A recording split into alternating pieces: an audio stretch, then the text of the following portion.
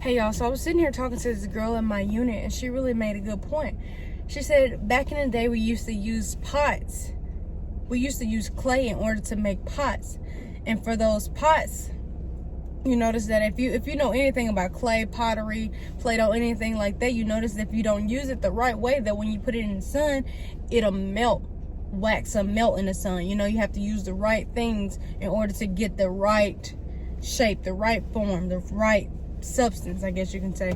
So another point she made is that a trick that they used to use is that if they wanted to know if it was a good pot or anything to use, they would put it up to the sun, and if you saw cracks in between it, then you'll understand that that is not a good pot.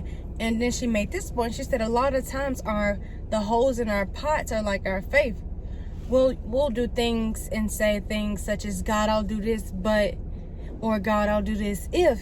But what we really need to work on finding that fulfillment in our pots, letting God and the Holy Spirit work through us to cleanse us, to make us the right pot to use, if that makes sense. Basically saying that any holes that we may have that may be hindering us from getting closer to God, then we need to let them go. We need to get rid of those airways, get rid of those hindrances, get rid of those ifs and buts, but find a way to get closer to God. Have a good one.